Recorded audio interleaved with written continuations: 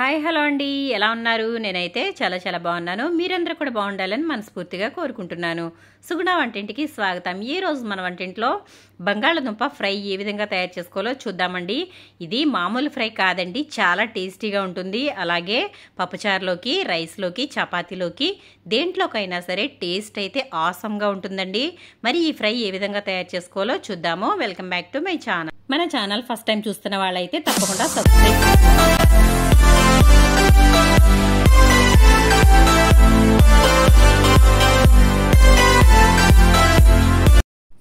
ముందుగా నేను ఇక్కడ మనకి కావలసిన పదార్థాలు ఏంటో చూద్దామండి.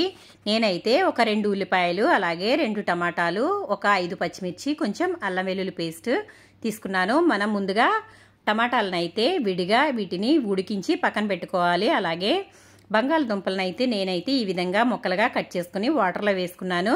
బంగాళదుంపలు ఈ విధంగా వాటర్లో వేసుకోవడం వల్ల ముక్కలు నల్లబడకుండా ఉంటాయండి. కాబట్టి ఈ విధంగా అయితే వాటర్లో ఉంచుకున్నాను. మనం అయితే ముందుగా టమాటాను అయితే గుజ్జుగా చేసేసుకుందాము, చేసి పక్కన పెట్టుకుందాము. తర్వాత స్టవ్ వెలిగించుకుని అయితే బాండి పెట్టుకుందామండి. టమాటా ముక్కలను అయితే నేను సపరేట్ చేసేస్తున్నాను. చూడండి, నేనైతే ఫ్రై చేస్తున్నాను, కానీ టమాటాలు ఉల్లిపాయలు తీసుకున్నాను ఏంటా అనుకుంటున్నారా? ఇందులోనే ఉందండి మన స్పెషల్ అనేది. ఇప్పుడు ఏ విధంగా తయారు చేసుకోవాలో చూసేద్దాము. నేనైతే స్టవ్ వెలిగించుకుని బాండి అయితే పెట్టేసుకుంటున్నాను. ఇప్పుడు ఈ బాండీని కొంచెం వేడమనిద్దాము. వేడైన తర్వాత ఆయిల్ అనేది వేసుకుందాము. తడిగా ఉన్నప్పుడు ఆయిల్ వేయడం వల్ల చిటపటమంటుంది కాబట్టి నేనైతే కొంచెం వేడైన తర్వాత మాత్రమే ఆయిల్ అనేది వేసుకుంటున్నాను. ఈ విధంగా మనకి ఫ్రైకి ఎంత అయితే ఆయిల్ పడుతుందో అంత ఆయిల్ అయితే వేసుకోవాలి. ఇది మరీ ఎక్కువ అనుకోకండి. ఎక్కువ వేసుకునే దాంట్లో ఎక్కువ వేసుకోవాలి, తగ్గించుకునే దాంట్లో తగ్గించుకోవాలండి. కాబట్టి నేనైతే ఫ్రైకి సరిపడా ఆయిల్ అయితే వేసాను. ఇందులో కొంచెం పోపు దినుసులు అయితే వేసాను. మినపప్పు, పచ్చిశనగపప్పు, ఆవాలు, అలాగే కొంచెం జీలకర్ర వేస్తున్నాను. ఇదంతా కూడా చక్కగా వేగిన తర్వాత మనం కట్ చేసుకున్న ఉల్లిపాయలు అయితే వేసేసుకోవాలి. ఈ ఫ్రైలోకి ఉల్లిపాయలు, టమాటా 2 ఉంటాయండి. చాలా టేస్టీగా ఉంటుంది. మీరు కూడా ఒకసారి తప్పకుండా ట్రై చేయండి ఫ్రెండ్స్. మీకు ఏ విధంగా వచ్చిందో నాకు కమెంట్ సెక్షన్లో కమెంట్ అయితే పెట్టేయండి. చూడండి, ఒకసారి ఈ విధంగా అయితే పచ్చిమిర్చి కూడా వేసేసుకున్నాను. ఇప్పుడు ఈ ఉల్లిపాయలు, పచ్చిమిర్చి బాగా వేయించుకోవాలి. ఇవి పచ్చివాసన అనేది పోయే వరకు, కలర్ అనేది మారే వరకు కూడా చక్కగా వేయించుకోవాలి. అప్పుడే ఈ ఫ్రై అనేది చాలా టేస్టీగా ఉంటుంది. ఇలా అయితే చక్కగా వేయించేసుకోవాలి. మంటని మీడియం ఫ్లేమ్లో అయితే పెట్టుకోవాలి. హై ఫ్లేమ్లో పెట్టినట్లయితే త్వరగా కలర్ వచ్చేస్తాయి, కానీ పచ్చివాసన అనేది పోదు. కాబట్టి మీడియం ఫ్లేమ్లో అయితే పెట్టుకుని చక్కగా ఇలాగా వేయించుకోవాలి. ఇలా అంతా కూడా దగ్గరగా చేసుకుని వేయించుకోవాలండి. చూసారు కదా, ఒక 2 నిమిషాలు వేగిన తర్వాత చూడండి, ఒకసారి ఉల్లిపాయ అయితే నీరు విడిచిందండి. అంటే కొంచెం కలర్ అయితే మారింది కదా. ఇలా వేగిన తర్వాత మనం కట్ చేసి పెట్టుకున్న ఆలుగడ్డ అయితే వేసేసుకోవాలి. నేను ఇక్కడ బంగాళదుంపని పచ్చిగానే వేస్తున్నానండి, ఏమాత్రం ఉడికించుకోవట్లేదు. ఉడికించుకునేది కాదు ఇది. ఇలా అయితే దుంపలు వేసేసుకోవాలి. వేసుకున్న తర్వాత వీటిని కూడా మీడియం ఫ్లేమ్లో పెట్టుకుని మగ్గనివ్వాలి.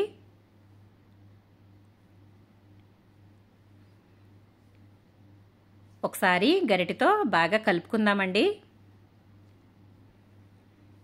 ఈ బంగాళదుంప ఫ్రై చాలా టేస్టీగా ఉంటుంది. ఒక్కసారి చేసుకున్నారంటే మళ్ళీ ఇదే ట్రై చేస్తారండి, అంత బాగుంటుంది ఈ ఫ్రై అనేది. మనం ఇది రైస్లోకి, చపాతీలోకి, అలాగే దేంట్లోకైనా స్టఫింగ్కి కూడా చాలా బాగుంటుందండి. కాబట్టి ఈ విధంగా మీరు కూడా తప్పకుండా ట్రై చేయండి ఫ్రెండ్స్. ఇలా అయితే ఒకసారి తిప్పుకున్నాం కదా. ఇప్పుడు మనం దీని మీద మూత అయితే పెట్టేసుకుని దీనిని ఒక 5 నిమిషాల పాటు మీడియం ఫ్లేమ్లో అయితే మగ్గనిద్దాము. 5 నిమిషాల తర్వాత చూద్దాము. చూడండి, ఒకసారి చక్కగా బంగాళదుంప అయితే మగ్గిపోయింది. ఇప్పుడు ఒకసారి బాగా కలుపుకోవాలి. ఇది మనం ఎప్పుడు కలుపుకున్నా సరే అడుగంటుతూ ఉంటుంది కాబట్టి మనం దానిని కదుపుకుంటూ కలుపుకోవాలండి. ఈ విధంగా అయితే చక్కగా వేగనిద్దాము. ఇలా వేగిన తర్వాత అల్లం వెల్లుల్లి పేస్ట్ అయితే వేసేసుకుందాము. నేను ఇక్కడ ఒక 1/2 కేజీ దుంపలు తీసుకున్నాను కాబట్టి దీంట్లోకైతే అల్లం వెల్లుల్లి పేస్ట్ 2 స్పూన్లు అనేది తీసుకున్నాను. ఇదైతే మనకి కరెక్ట్గా సరిపోతుంది. ఇలా అయితే ఒకసారి బాగా కలుపుకుందాము. మరీ ఎక్కువగా బాగా కలిపేయకూడదండి, ముక్కలు అయితే మ్యాష్ అయిపోతాయి. కాబట్టి జాగ్రత్తగా కలుపుకోవాలి. ఇలా అయితే కలిపేసుకున్నాం కదా, ఇప్పుడు అల్లం వెల్లుల్లి పచ్చివాసన పోయే వరకు కూడా కొంచెం 2 నిమిషాల పాటు మగ్గనివ్వాలి. అల్లం వెల్లుల్లి పచ్చివాసన పోకపోతే బాగోదండి. ఎప్పుడు ఫ్రై చేసుకున్నా కూడా అల్లం వెల్లుల్లి అనేది పచ్చివాసన పోయే వరకు చక్కగా వేయించుకోవాలి. ఇది అల్లం వెల్లుల్లి వేసాం కదా, అడుగంటుతుంది కాబట్టి ఈ విధంగా కలుపుతూ ఉండాలి. 2 నిమిషాల పాటు ఈ విధంగా అయితే కలుపుకోవాలి.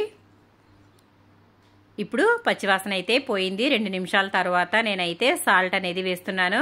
ఇక్కడ నేను 1 స్పూన్నర వరకు సాల్ట్ అయితే వేస్తున్నాను. కరెక్ట్గా మనకి 1/2 కేజీ బంగాళదుంపలు తీసుకున్నాం కాబట్టి 1.5 స్పూన్ అయితే సాల్ట్ వేసుకుంటే సరిపోతుంది.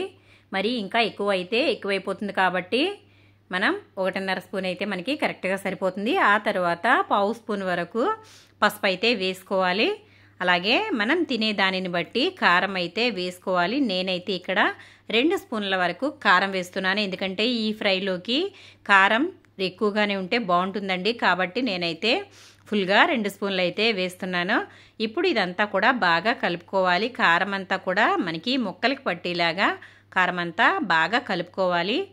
ఈ విధంగా అడుగంటుతుందండి లైట్గా. కాబట్టి మనం జాగ్రత్తగా ఇదంతా కలుపుకుంటూ ఉండాలి. మనం కింద నుండి కలుపుకోవాలి, లేదంటే అడుగంటేస్తుంది. కాబట్టి ఇలా అయితే చక్కగా కలుపుకోవాలి.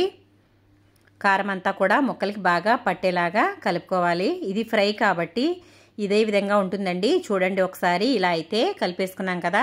ఇప్పుడు మనం టమాటాలని ఈ విధంగా గుజ్జుగా అయితే చేసుకున్నాం కదా, ఇదైతే ఇందులో వేసుకోవాలి. నేను 1 అర ముక్క అలాగే ముక్కలుగా ఉంచేసానండి. మిగిలింది మాత్రం పేస్ట్ లాగా తయారు చేసుకున్నాను. ఇదంతా కూడా ఇందులో వేసేసుకోవాలి. మనం ఫ్రై చేసుకుంటున్నాం కాబట్టి ముక్కలు అయితే త్వరగా ఉడకవండి. దుంప ఉడికిపోతుంది కానీ టమాటా వేస్తే ఉడకదు. కాబట్టి నేనైతే ఈ విధంగా టమాటాలని మ్యాష్ చేశాను. ఇదంతా ఒకసారి బాగా కలుపుకోవాలి. చూడండి టమాటా మనకి గుజ్జు కాబట్టి తొందరగానే మగ్గిపోతుంది. ఇప్పుడు ఇందులో కొంచెం ధనియాల పొడి అయితే వేసుకుందాము. నేను 1 ఫుల్ స్పూన్ అయితే ధనియాల పొడి వేస్తున్నాను. ధనియాల పొడి వేసుకోవడం వల్ల ఈ ఫ్రై అనేది చాలా బాగుంటుంది. ఇప్పుడు ఇది కూడా ఒకసారి బాగా కలిసేలాగా కలుపుకుందాము. చూసారు కదా, ఫ్రై అయితే మనకి రెడీ అయిపోయిందండి. ఇది 1-2 నిమిషాల పాటు ధనియాల పొడి వేసాం కాబట్టి మగ్గనిద్దాము. ఈ విధంగా ఒకసారి బాగా కింద నుండి కలుపుకోవాలి. ఇలా అయితే చక్కగా కలుపుకుంటే మనకి ఫ్రై అనేది రెడీ అయిపోయినట్లే. ఇంకొక 2 నిమిషాల పాటు మూత పెట్టుకుని మగ్గనిద్దామండి. ఎంతో సింపుల్గా టేస్టీగా ఆలుగడ్డ ఫ్రై అయితే ఈజీగా ఇలా తయారు చేసుకోవచ్చండి. చూడండి 2 నిమిషాల తర్వాత ఏ విధంగా ఫ్రై అనేది తయారైందో. చక్కగా ఎర్రగా చూడటానికి చాలా బాగుందండి. ఇప్పుడు మనం ఇదైతే ఒక బౌల్లోకి అయితే తీసేసుకుందాం. స్టవ్ ఆఫ్ చేసిన తర్వాత బౌల్లోకి అయితే తీసేసుకున్నాను. అంతేనండి, ఎంతో టేస్టీగా ఉండే బంగాళదుంప ఫ్రై అనేది రెడీ అయిపోయింది. చూసారు కదా, వీడియో నచ్చిందా? నచ్చితే కనుక లైక్ చేయండి, షేర్ చేయండి, సబ్స్క్రైబ్ చేయండి ఫ్రెండ్స్. అలాగే మన ఛానల్ ఫస్ట్ టైం చూస్తున్న వాళ్ళైతే తప్పకుండా సబ్స్క్రైబ్ చేసుకుని లైక్ కొట్టండి. ఎంతో టేస్టీగా ఉండే ఆలుగడ్డ ఫ్రై అయితే రెడీ అయిపోయింది. ఇందులో మనం వాటర్ వేయలేదు కాబట్టి ఇది 2 రోజులైనా సరే పాడవదండి, చాలా బాగుంటుంది.